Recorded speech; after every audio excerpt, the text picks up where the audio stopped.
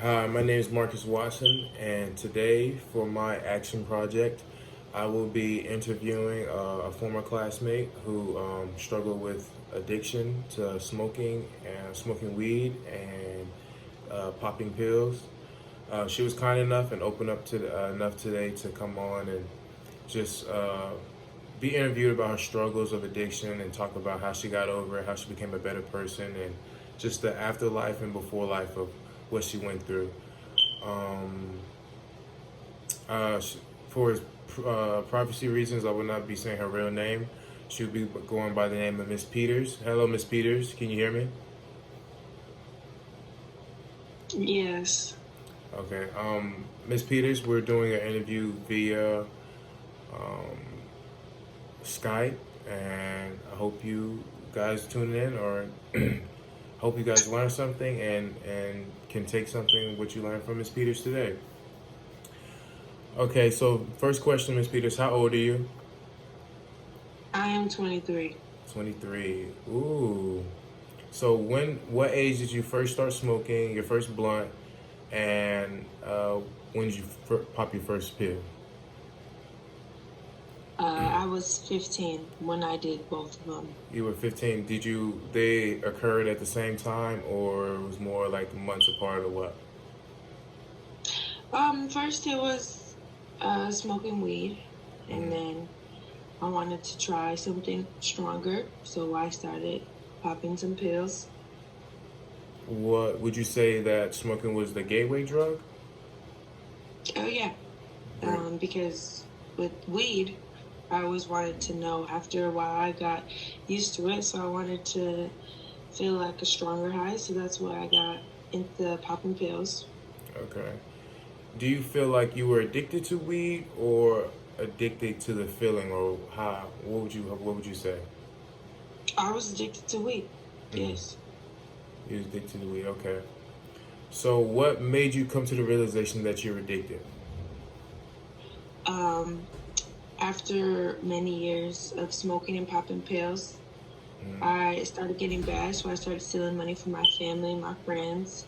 Um, I had a boyfriend at the time who was very loving and caring, and I stole $3,000 from him to help me get my next fix, and so Hmm. I realized that was an issue. Okay, so b- reversing back, what made you get into popping pills and smoking weed? Um, I started smoking weed at social events like parties and stuff. Hmm. And then I got into doing it more on my own time, on my free time. I found myself wanting to smoke more when I was at school or just chilling around the house. And that's how it started for me. Okay. So how did you get over this addiction? Well, my boyfriend called the cops on me. I was arrested, and they, instead of going to jail, they recommended that I did counseling and gone through many addiction programs so I could um, fight my addiction. Hmm. So for this addiction program, how long did you go for, and what did you learn from this addiction program? I went for a year on and off. Um, for a year, I was there on and off. Hmm. So was that for smoking weed or for popping pills or both? It was for popping pills. It got bad to where I couldn't even function without getting my fix. Hmm. Okay, so I'm targeting a specific age group, which is from around 13 to 25. And so, in your addiction meetings, if you're comfortable, would you tell me the around the roughly the age groups that you're seeing in your meetings? Um, well, we had specific age group meetings on certain days, and so I was put with a lot of people that were around my age. Around this time, I was 19, Mm-hmm. 18 years old, so it was a lot of young teenagers, but I was in meetings with older people too that got addicted to pills from being injured. So really all age groups I was with. Okay. So if you can give some advice to another 15-year-old that's thinking about smoking or popping that pill, what would you say? Don't do it. Could you elaborate, please? It's not worth it.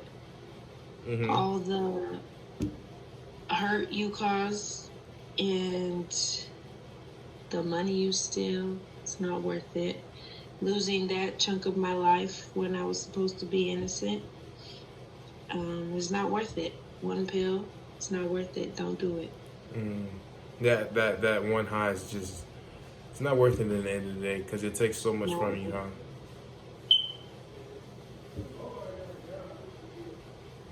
Got you.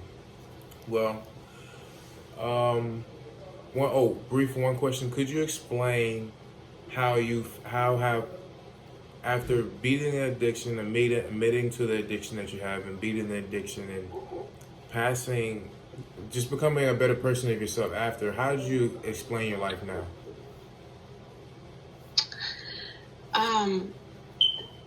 I am more self-aware.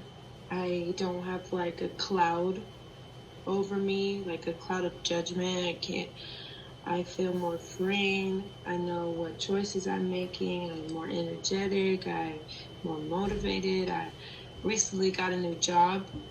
And so they're baby steps, but they're big steps for me. Well, thank you, Ms. Peters. Thank you for your time. Thank you for taking the time to be interviewed. Could you state where you currently live? I live in Greensboro. In Greensboro, okay. And okay, thank you so much for your time. I'm glad that you took the time out to do this interview with me, and you have really made my action project a success. And I'm glad you got over your addiction, and I wish you nothing but the best and much love and much success.